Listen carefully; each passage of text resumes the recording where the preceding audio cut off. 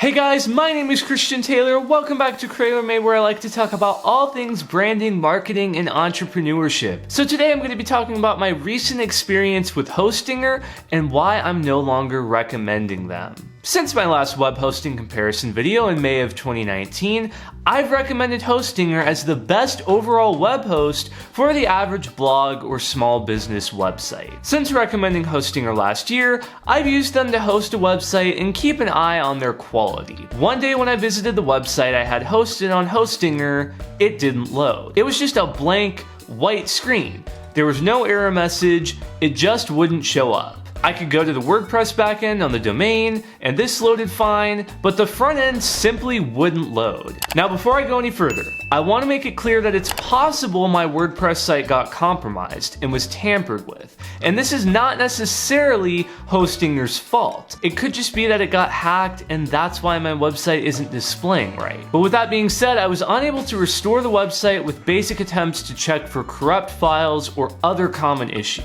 This wasn't an important website, and actually a website I've been intending to take down, so it wasn't really a big deal to me, but it was a big deal that a site on the web host I've been recommending mysteriously vanished. As I continued to test Hostinger, another red flag popped up. The quality of their support was slipping big time. I remember when you only had to wait a few minutes to talk to a person on their 24/7 live chat, but lately things have been different. While they say it's a 24/7 live chat, it's really now become a 24/7 submit your message and we'll email you back hours later whenever we're available. Now, I have still had times where I'm able to speak to somebody live, but I've also had just as many times where I'm told to wait several hours for a reply to talk to somebody. This makes it a lot more difficult to get support because you end up replying back and forth via email, taking much longer to get replies rather than having a live chat where you can quickly sort stuff out. Finally, I've had increased frustrations with Hostinger's file management solution. Their in-browser file management system is absolutely atrocious. I'm spoiled by cPanel, and Hostinger doesn't use cPanel, but this file management system is just bad. It's buggy, glitchy, and I keep finding buttons that don't work, requiring me to reload the page and try again to remove files or extract zip files or move files around between folders. This isn't a concern if you have an FTP client and are able to connect to your hosting account that way, but you shouldn't have to have an FTP client to handle basic file management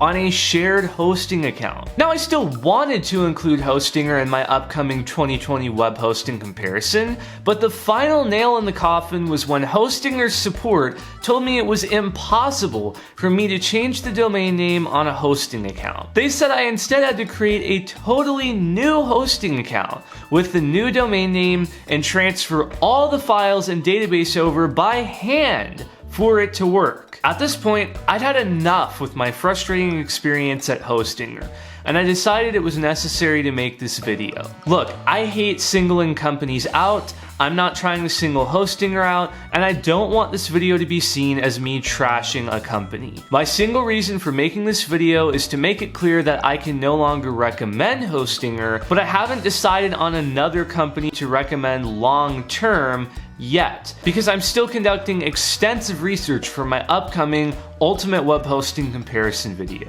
My hope was just to wait until that comparison video was done and quietly slip away from recommending Hostinger, but I see so many people continuing to comment on my current comparison video, "Hey, thanks, I went with Hostinger," and I can't sleep at night knowing that people are using Hostinger when it's no longer up to my standards and not something that I can recommend. I will say that a safe option to use is Namecheap. I'm recommending them now temporarily in place of Hostinger if you need to buy web hosting right now. But please be advised that my opinion is likely to change once I complete the extensive research I'm doing for my next comparison video. Because of this, if you do purchase web hosting from Namecheap, I'd recommend purchasing the Stellar Plus plan with the monthly option.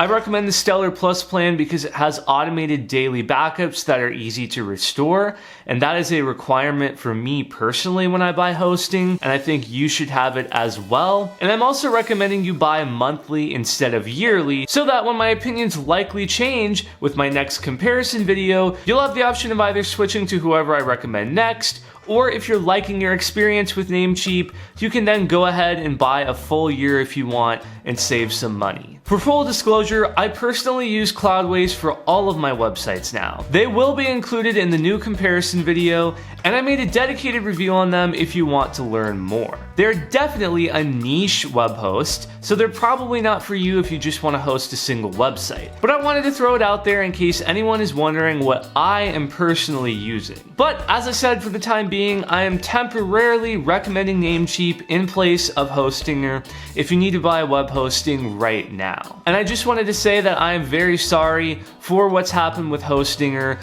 It's not really something I can predict. It could happen with the next web host I recommend. But I will say that I'm committed to doing more extensive research from now on before I make recommendations for a web host, because I don't want anybody to have to go through switching web hosts every 3 months because they just go downhill. I'm going to be trying my best to look deeper into a web host and really analyze their speed, their support, their file management system, how easy it is to manage in browser, and have a little bit more strict requirements before I pull the trigger and recommend a host to you. So, which web host do you use? I'd love to know your thoughts in the comments down below, and if you like this video, do be sure to hit that subscribe button and click the bell so you don't miss when I release new videos.